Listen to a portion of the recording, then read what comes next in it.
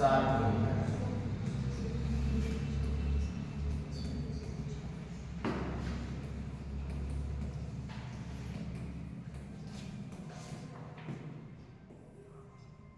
सार्वभौमिकीकरण क्या है?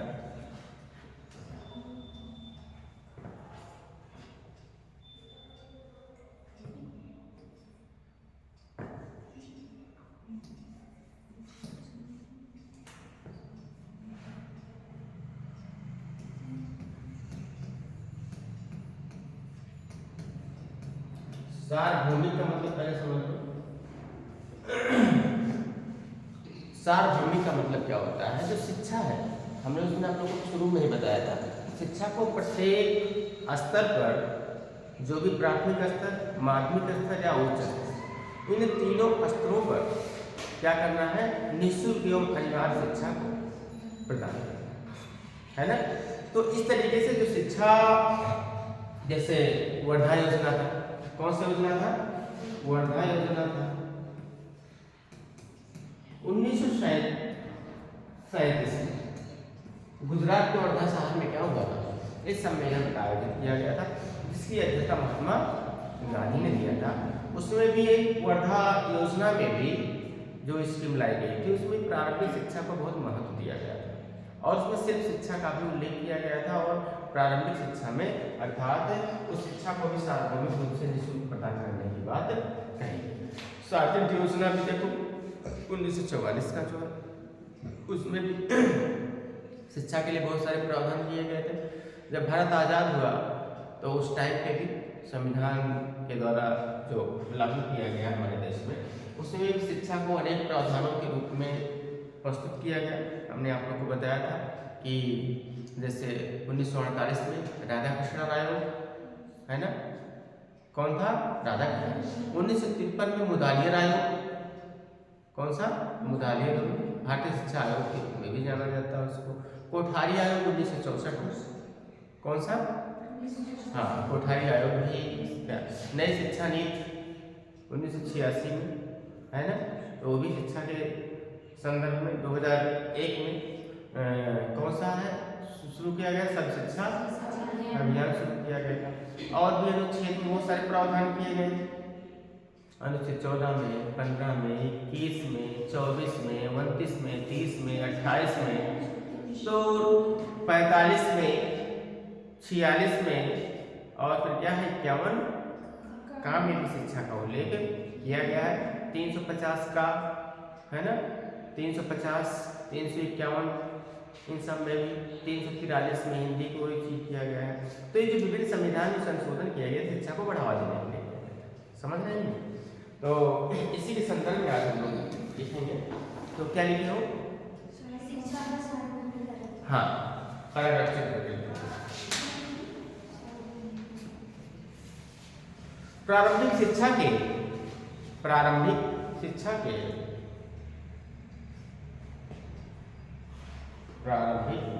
के सार्वभौमिकरण का तात्पर्य है, सार्वभौमिकरण 1944 में कौन सा था? इसमें सार्वजनिक योजना।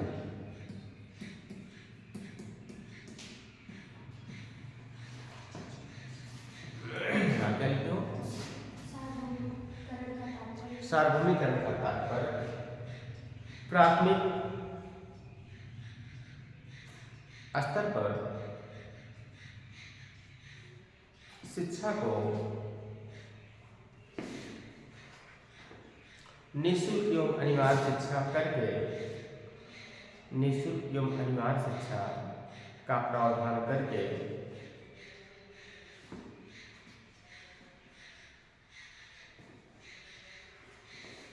प्रत्येक स्तर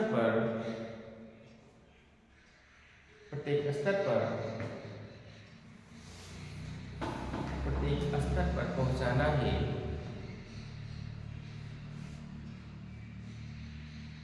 सार्वभौमिक शिक्षा है।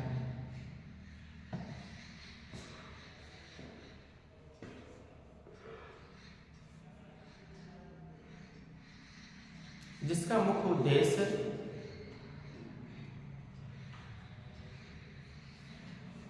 जिसका मुख्य उद्देश्य शिक्षा से कोई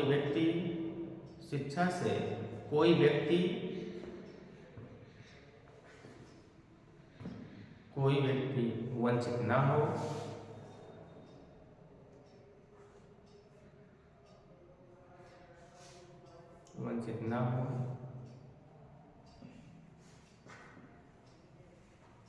और शिक्षा का प्रसार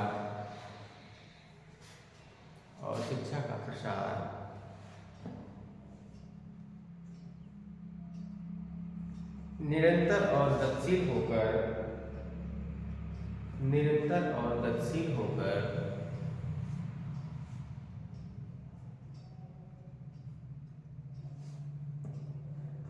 क्रियाशील बनी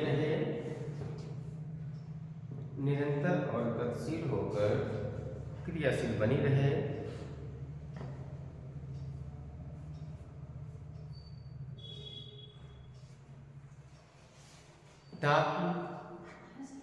ताकि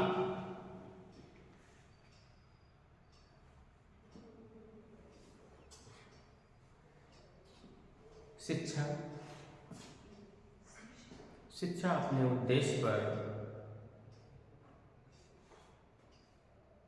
अपने उद्देश्य को प्राप्त कर सके,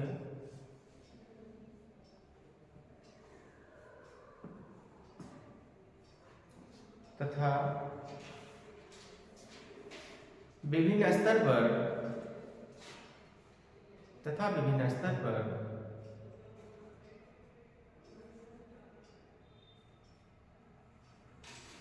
विभिन्न शिक्षा की समस्याओं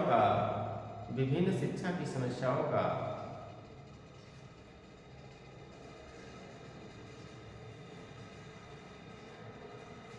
निराकरण होता रहे।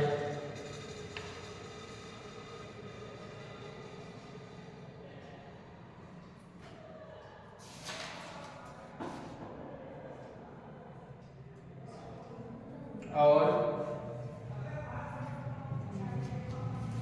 शिक्षा सभी लोगों के लिए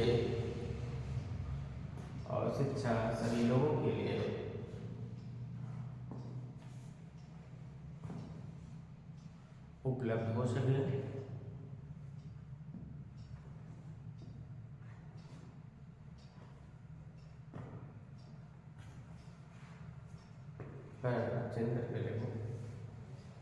सार्वभौमिक शिक्षा के दृष्टिगत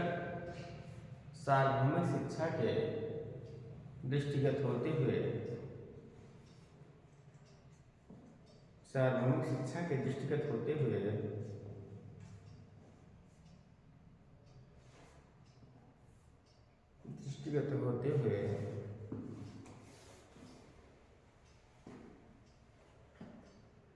भारतीय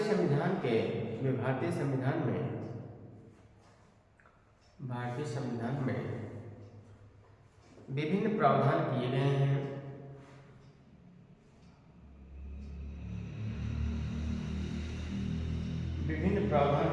हैं।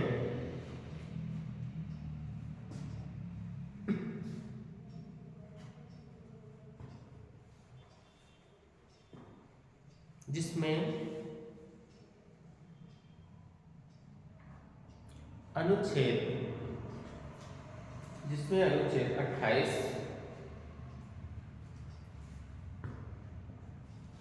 28 एक में यह उल्लेख किया गया है कि 28 में उल्लेख किया गया है कि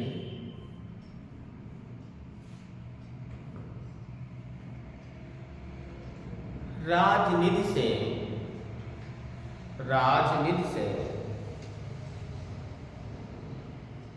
या राज्य संपत्ति से पूर्णतः पोषित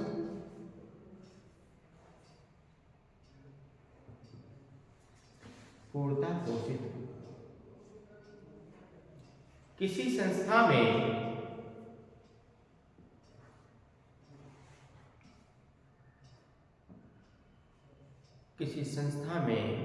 कोई धार्मिक शिक्षा प्रदान नहीं की जाएगी, कोई धार्मिक शिक्षा प्रावधान नहीं किया जाएगा।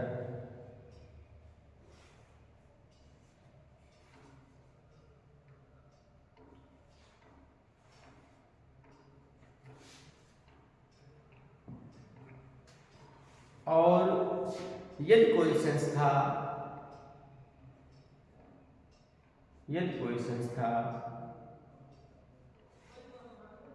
न्यास द्वारा स्थापित होगी,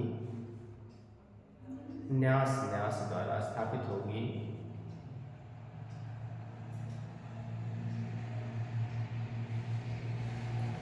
तो उसमें ऐसी बाध्यता नहीं रहेगी,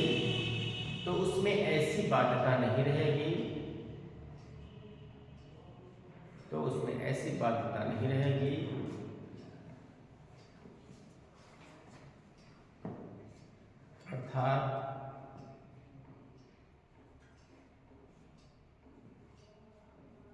धार्मिक शिक्षा दी जा सकती है,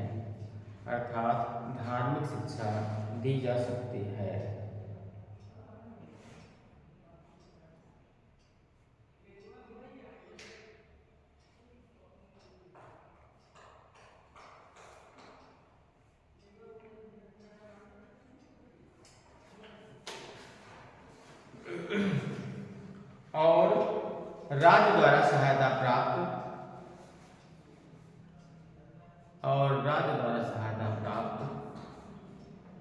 शिक्षण संस्था में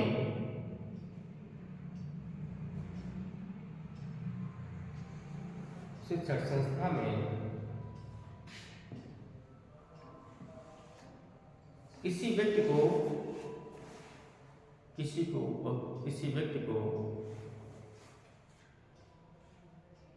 उपस्थित होने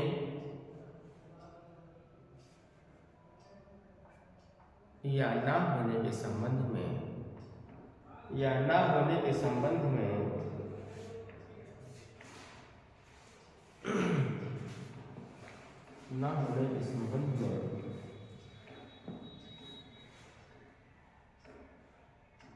बाध्य नहीं किया जाएगा।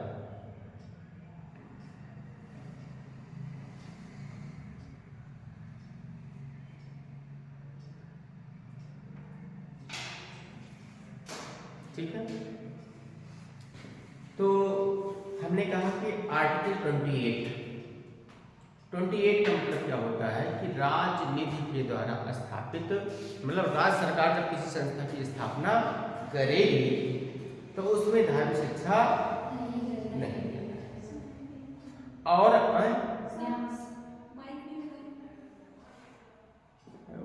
कवर कर लेता है, तो तुम लोग देखते होंगे कभी कर लेता है, उससे कोई दिक्कत नहीं है। तो इसमें हमने बताया कि राजनिधि द्वारा स्थापित किसी संस्था में जो शिक्षा दिया जाएगा वह धार्मिक शिक्षा नहीं। वहीं अगर न्यास के द्वारा, किसी ट्रस्टी के द्वारा, अल्पसंख्यक के द्वारा, न्यास के द्वारा, किसी संगठन के द्वारा, किसी अल्पसंख्यक के द्वारा किसी संस्था की स्थापना की जाएगी तो वह उसके लिए बाध्य नहीं हुआ, अर्थात वह धार्मिक शिक्षा वहां पर आई बात समझ में। और अगर राज्य के द्वारा संचित निधि से कोई संस्था का निर्माण किया गया है तो किसी भी व्यक्ति को उपस्थित होने के लिए, ना तो उपस्थित होने के लिए और ना उपस्थित होने के लिए बाध्य नहीं किया जाए। आप इसमें प्रवेश लीजिए, अर्थात किसी संस्था में ऐसी कोई बाध्यता नहीं। ठीक, उसके बाद देखिए आर्टिकल 21A। अभी फिर बाद में भी इसको थोड़ा सा डिटेल दिखाना ही है सब में, फिर भी देखो इसको।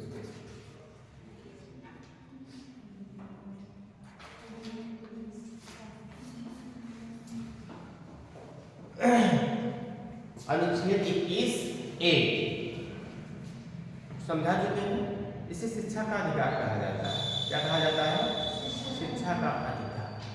पहले शिक्षा का अधिकार नहीं था, अब इसको संविधान के भाग 3 में मूल अधिकार में शामिल किया है ना।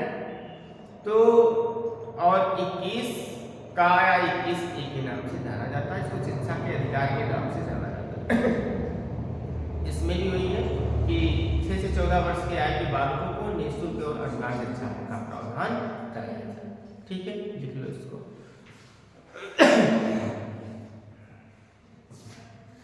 अनुच्छेद 21A या का में यह उल्लेख किया गया है, यह उल्लेख किया गया है कि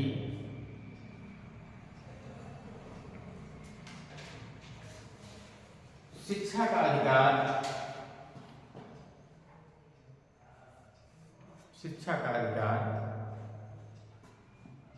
अब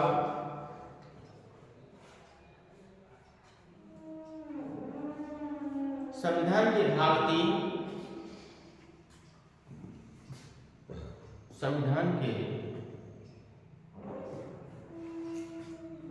भाग 3 में मूल अधिकार के अंतर्गत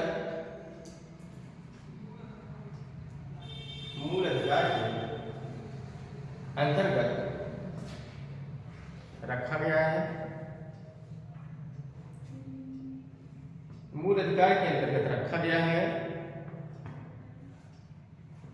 इस अनुच्छेद के तहत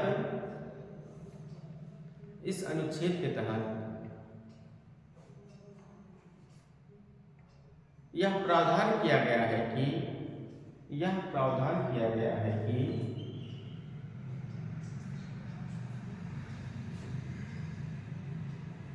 राज्य द्वारा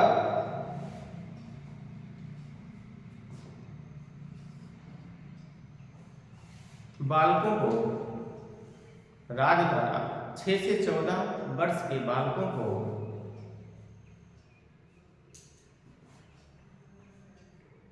सभी बालकों को निःशुल्क एवं अनिवार्य शिक्षा का प्रावधान किया गया है। निःशुल्क एवं अनिवार्य शिक्षा का प्रावधान किया गया है।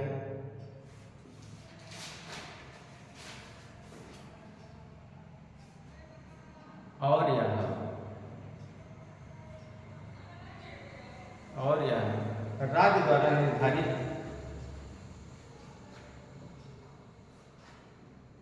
कानून के तहत लागू किया जाएगा।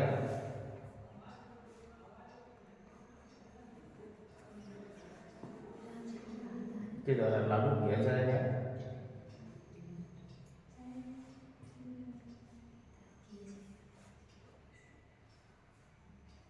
के तहत लागू किया जाएगा।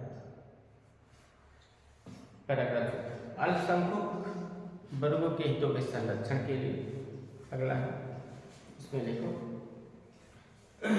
अल्पसंख्यक वर्गों के हितों का संरक्षण। अनुच्छेद 29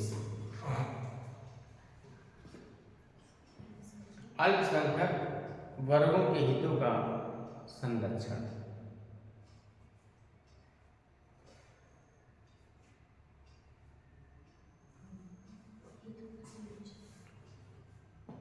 अनुच्छेद 29(1)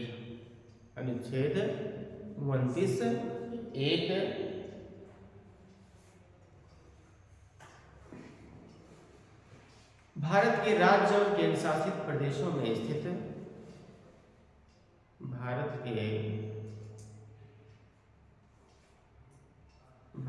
के राज्य एवं केंद्र शासित प्रदेशों में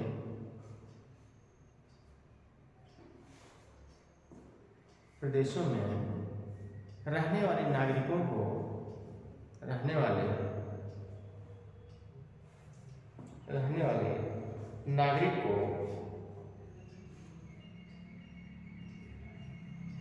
अपनी विभिन्न भाषा, अपनी विशेष भाषा लिपि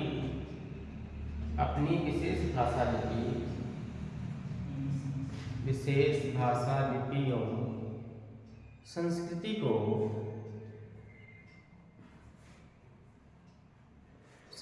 को बनाए रखने का अधिकार होगा।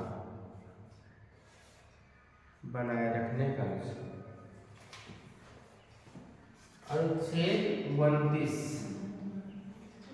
इसमें क्या है?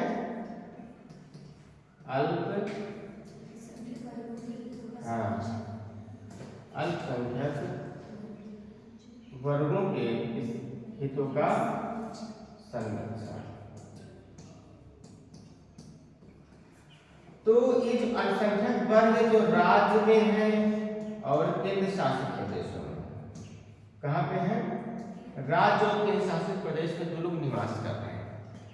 कितने स्टेट हैं केंद्र शासित? हाँ, तो ये जितने भी राज्य हैं और केंद्र शासित प्रदेश हैं, यहाँ पर जितने लोग निवास कर रहे हैं, जितने लोग रह रहे हैं, उनकी एक अपनी विशेष भाषा लिपि, अपनी एक संस्कृति है, तो उसको वो संरक्षण रख सकते हैं। राज्य सरकार का कर्तव्य है कि उनकी लिपि की सुरक्षा करें, उनकी संस्कृति की सुरक्षा करें। ऐसा ना है कि लोग जो बोलते हैं वो उस भाषा या बोली का कोई मान्यता ही ना हो, है ना। इसीलिए क्या है कि भारतीय संविधान के अनुच्छेद में मूल अधिकार में शामिल किया गया है अल्पसंख्यक वर्ग। अल्पसंख्यक वर्ग किसको कहा जाएगा? जिसकी 50% से जिसकी आबादी कम। हिंदू की 50% से ज्यादा है, इसलिए बहुसंख्यक है ना। अल्पसंख्यक कौन है? हाँ, मुस्लिम है, बौद्ध है, जैन है, सिख है, ईसाई है, यहूदी, तो ये सब क्या है? माइनॉरिटी अल्पसंख्यक है। तो इन सब की जो भी 28 राज्य और 8 केंद्र शासित प्रदेशों में लोग निवास कर रहे हैं, उनके संबंध में अर्थात उनकी जो संस्कृति है, जो लिपि है, उसकी सरकार देखभाल करे या सुरक्षा करे। तो किसमें कहा गया है? अनुच्छेद 29 में कहा गया है कि अल्पसंख्यक जो वर्ग हैं उनके हितों का संरक्षण हो, अर्थात उनकी जो लिपियां हो, जो उनकी संस्कृति हो, उनकी जो भाषा है, वो राज्य सरकार उसकी देखभाल करे, है ना। अर्थात उसके संबंध में संरक्षण। आर्टिकल 20 एग्जाम में आएगा, बोल तो नहीं जाओगे? हाँ, तो उसको हर एक आर्टिकल याद कर ले, सब एग्जाम में आना ही आना है। स्टार्टिंग से काफी क्वेश्चन आते हैं, है ना। हाँ, इसलिए सब इम्पोर्टेंट है। और 15 क्वेश्चन तो ऑब्जेक्टिव रहेंगे इसमें, सब यही सब रहेंगे। 15 में 15 सही होगा उसमें, है ना। जब सब आर्टिकल याद रहेंगे, तैयार रहेंगे, तो फिर क्या है, पूरे सही हो जाएंगे। उसके बाद देखिए इसमें 29(2) में क्या कहा गया है? राज्य द्वारा पोषित या राज्य से सहायता प्राप्त करने वाली किसी शिक्षा संस्था में किसी नागरिक को धर्म, आयु, जाति, लिंग के आधार पर कोई भी क्या किया जाएगा? प्रतिषेध नहीं किया जाएगा, निषेध नहीं किया जाएगा। किसमें कहा गया है? आरोप लगाया जाएगा। अनुच्छेद 29(2), अनुच्छेद 29(2) उसमें कहा गया भाषा लिपि के बारे में कहा गया है। 29(1) में, 29(2) में कहा गया है राजनिधि या संपत्ति के द्वारा स्थापित किसी संस्था में धर्म, आयु, जाति, लिंग के आधार पर किसी भी व्यक्ति को प्रवेश से रोका नहीं जाएगा। आई बात समझ में? तो लिख लो अनुच्छेद 29(2), अनुच्छेद 29(2) राजनिधि से पोषित, राजनिधि से पोषित या सहायता प्राप्त, पोषित या सहायता प्राप्त संस्था, शिक्षा संस्था में किसी भी नागरिक को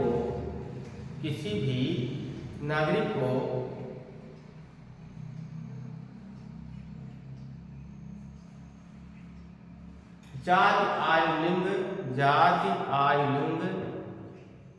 धर्म,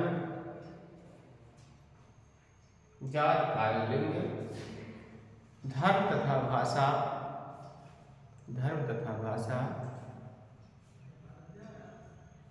के आधार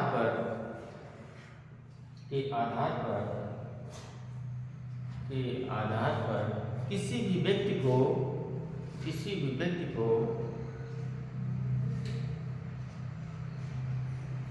प्रवेश से रोका नहीं जाएगा,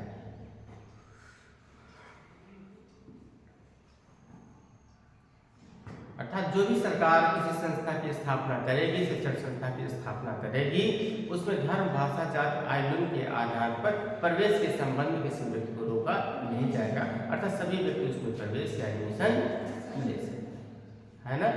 तो एक इसमें कहा गया आर्टिकल 29 का, ठीक है।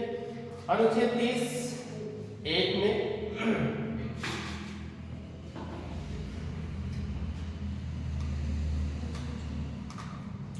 उसके बाद अनुच्छेद 30 में कहा गया है कि जो भी अल्पसंख्यक वर्ग हैं वे अपनी इच्छानुसार किसी भी संस्था की स्थापना कर सकते हैं और वहाँ की भाषा, लिपि जो भी है उसके संबंध सारे प्रबंधन का अधिकार ले सकते हैं।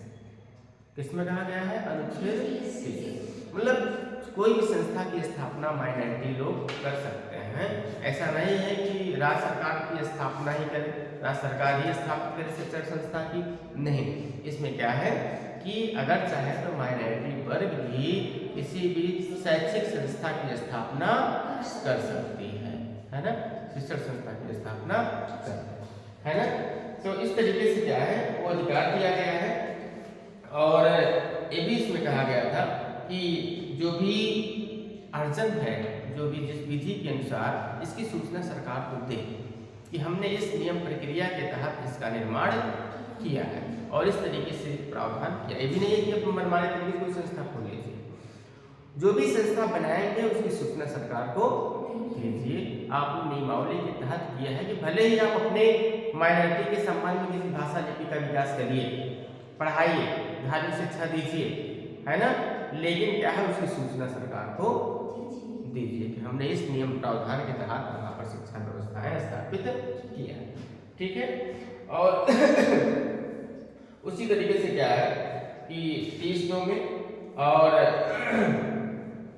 जो भी शिक्षा संस्था स्थापित करेगा माइनॉरिटी का, उसमें भी कोई विभेद नहीं करेगा, है ना। वो भी है, ये भी नहीं कि आप जो है कि मनमाने तरीके से करिए, उसमें भी नहीं है। अर्थात उसके संबंध में भी क्या है किसी भी को भी प्रवेश से उसमें भी रोका नहीं जाएगा, इस तरीके का प्रावधान उसमें नहीं। अर्थात धर्म या भाषा पर आधारित किसी अल्पसंख्यक वर्ग के प्रबंध में करेगा। तो इस तरीके से क्या है अनुच्छेद 30 है। और उसके बाद क्या है, लिख लियो लिखो अनुच्छेद 30 29 हो गया है, 29 का 1 और 2 दोनों हो गया है ना। चलो अनुच्छेद 30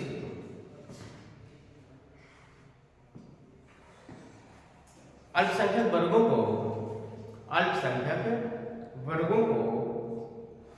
धर्म और भाषा पर आधारित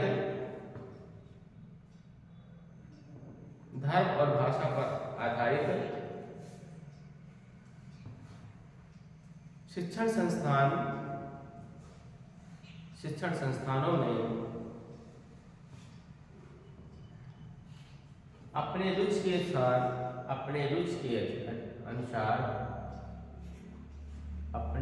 के अनुसार अधिकार और प्रशासन का अधिकार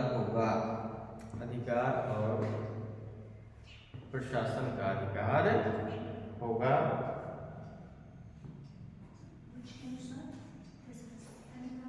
अधिकार होगा। 30 का आगे लिखिए उसमें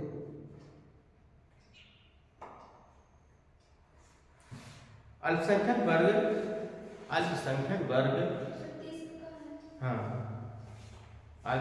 वर्ग किसी शैक्षिक संस्था की स्थापना करते समय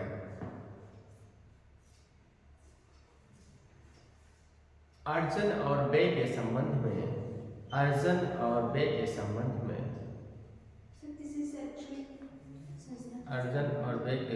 में तथा नियमावली के संदर्भ में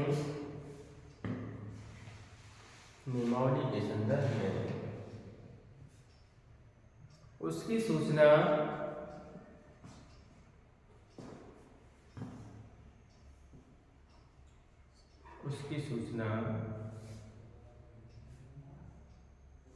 सरकार को समय समय पर दे।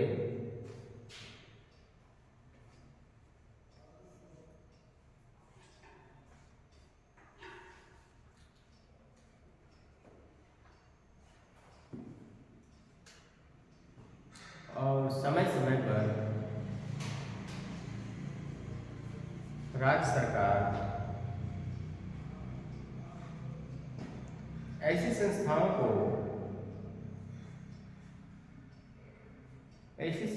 को अनुदान देते समय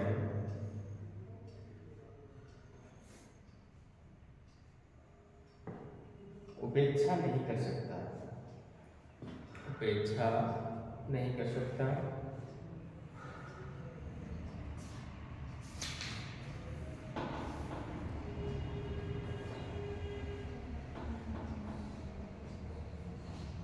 ठीक। अब देखिए इसमें आर्टिकल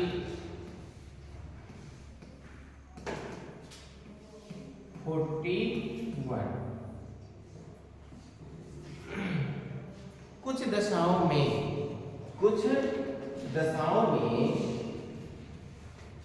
काम, शिक्षा और लोक सहायता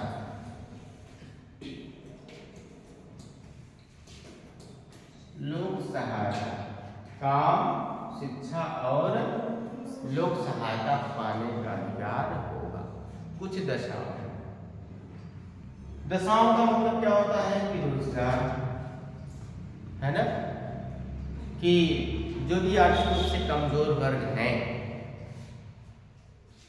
जैसे नरेगा, मनरेगा सरकार ने चालू किया था, है ना, जो एक काम के संबंध में बेरोजगारी फैल रही थी, उस बेरोजगारी को दूर करने के लिए अनुच्छेद 31 का पालन किया गया और उसके संदर्भ को ग्रहण करते हुए काम के संबंध में अनेक प्रकार की योजनाएं लागू किया गया ताकि लोग रोजगार युक्त हो जाए, उनकी आर्थिक समस्याएं दूर हो जाए। इसलिए सरकार जो अनुच्छेद 21 था उसको लागू करने का प्रयत्न किया। अब देखिए, जो राज्य के नीति निषेध तत्व होते हैं, ये राज्य सरकार का कर्तव्य होता है इसको लागू करें। यह न्यायालय में वाद योग्य नहीं है, हमने बताया था ना, मूल अधिकार क्या होता है, वाद योग्य होता है, आपका अधिकार है, लेकिन नीति निषेध तत्व एक समझ लीजिए राज्य का अधिकार है। राज्य सरकार चाहे तो दे सकती है और न चाहे तो नहीं दे सकती, है ना। तो इस तरीके से क्या है, अर्थात सरकार चाहे तो वैकेंसी निकाल सकती है और चाहे तो आप उसमें दबाव नहीं डाल सकते हैं, आप तुरंत निकालिए, है ना। तो सरकार की इच्छा है कि काम को अर्थात बेरोजगारी को दूर करने के लिए प्रयास कर सकती है। शिक्षा के संबंध में सरकार चाहे तो स्कूल खोल सकती है, चाहे तो स्कूल नहीं खोल सकती है। सरकार की इच्छा है, चाहे बंद कर सकती है, चाहे खोल सकती है। जैसे कि अभी कितने प्राथमिक विद्यालय बंद हुए हैं, है ना, और सरकार की इच्छा है, हाँ खुल गया, उसमें चेंजिंग हुआ है बहुत सारे। हाँ, तो शिक्षा में भी अनेक प्रावधान किए गए हैं, तो सरकार चाहे तो नहीं कर सकती, रीजन दे के हटा सकती है, बंद कर सकती है ना। लोक सहायता अर्थात क्या है, जैसे वृद्धावस्था पेंशन योजना, है ना, छात्रवृत्ति योजना और कार्ड जो बन रहा है बीमारियों के संबंध में और भी सारे चीज, है ना, आयुष्मान कार्ड बन रहा है, तो लोक सहायता पाने का अधिकार होगा कुछ दशाओं में। कुछ इसका कंडीशन भी होता है, सबका कार्ड तो बन नहीं जाएगा, है नहीं, सबका नहीं, जो भी आर्थिक रूप से कमजोर है उन्हीं का दिखा के आर्थिक रूप से तो है। अगर आप क्रीमिलियर में आएंगे थोड़ी बना पाएंगे, वो तो अलग बात है कि ओबीसी में कोई व्यक्ति उसमें फायदा उठा रहे हैं, चाहे क्रीमिलियर में हो चाहे क्रीमिलियर में ना हो, सब लोग क्या है सोने पे सुहागा कर रहे हैं सब लोग।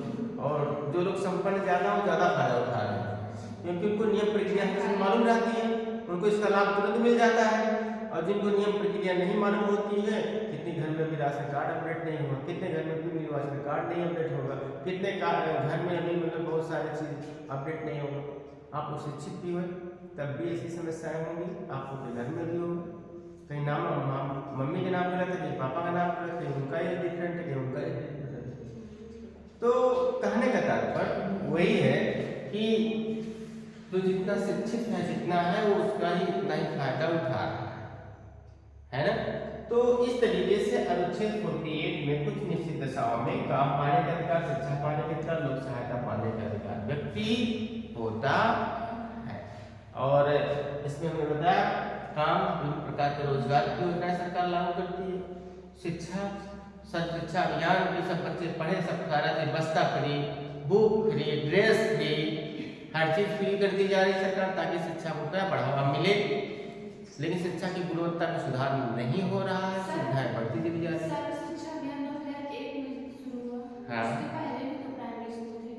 हाँ तो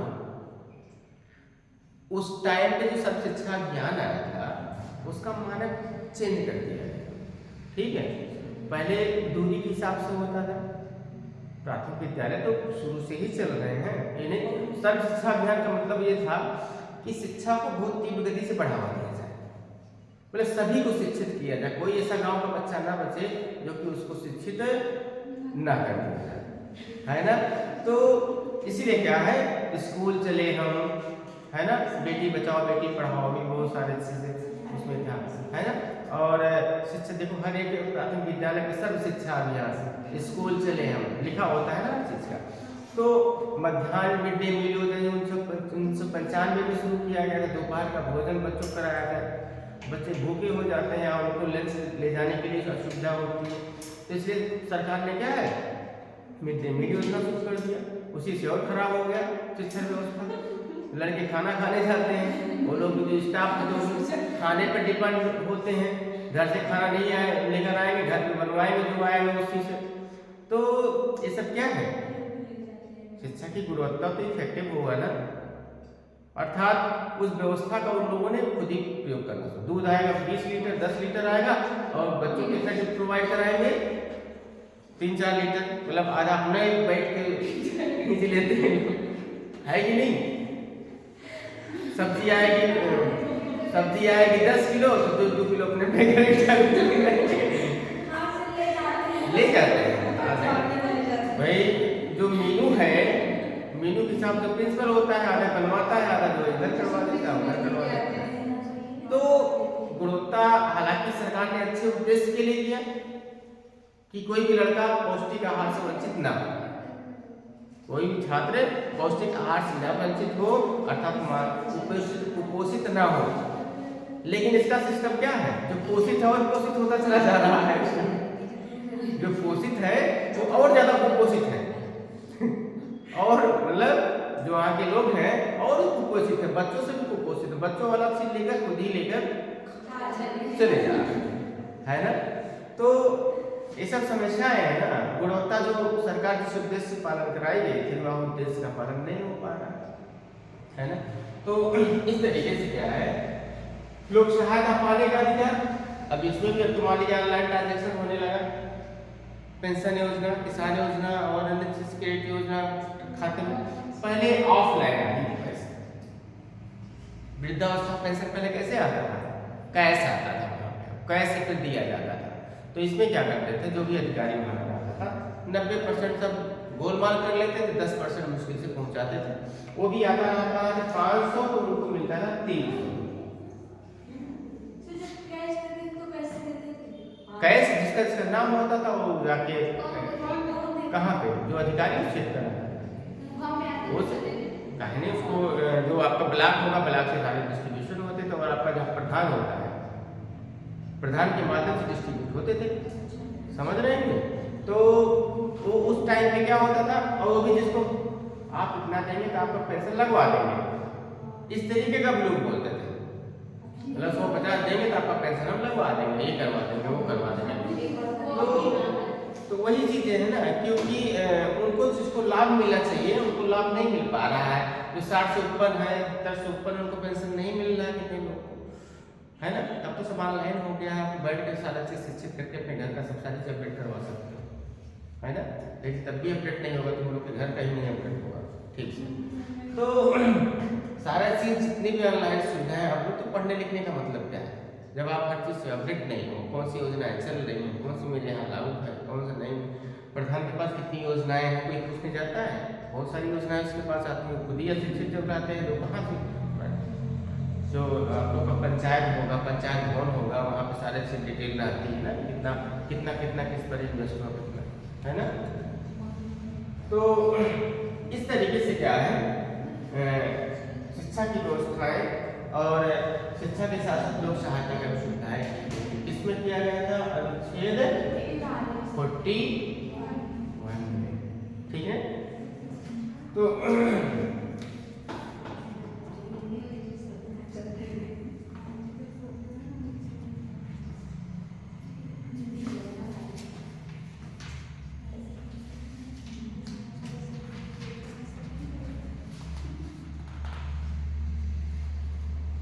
लिखाना ज़्यादा है, चलो लिख लो अनुच्छेद 41।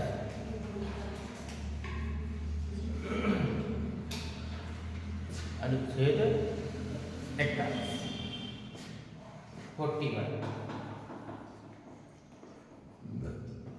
संविधान के अनुच्छेद 41 में संविधान के अनुच्छेद 41 में यह प्रावधान किया गया है, यह प्रावधान किया गया है कि नागरिकों की कुछ दशाओं में, नागरिकों की कुछ दशाएं जैसे नागरिकों की कुछ दशाएं जैसे काम शिक्षा,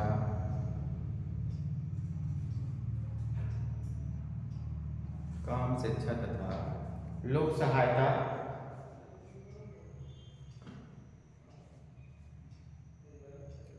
पाने के अधिकार के संबंध में, पाने के अधिकार के संबंध में वर्णन किया गया है,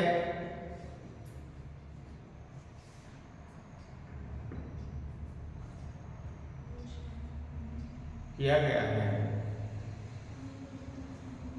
जिसमें कहा गया है कि, जिसमें कहा गया है कि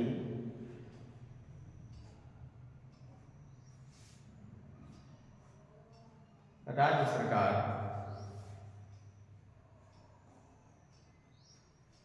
अपनी सामर्थ्य के अनुसार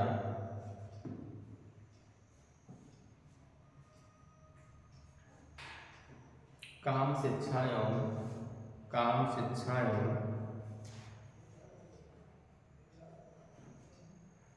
लोक सहायता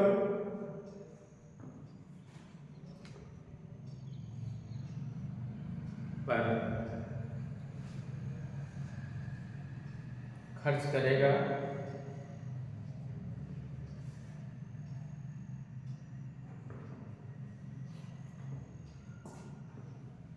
अर्थात काम को दूर करने के लिए, काम के संबंध में काम के संबंध में नागरिकों की, काम के संबंध में नागरिकों की समस्याओं को दूर करने के लिए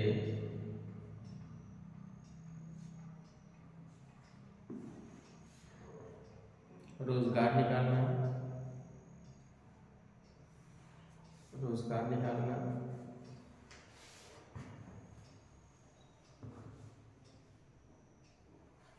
तथा शिक्षा को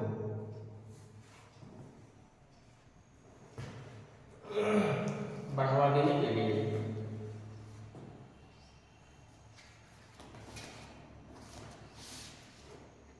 शिक्षा संबंधी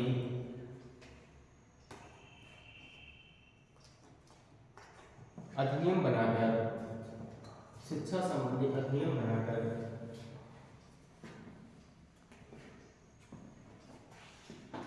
शैक्षिक समस्याओं को दूर किया जाए। समस्याओं को दूर करना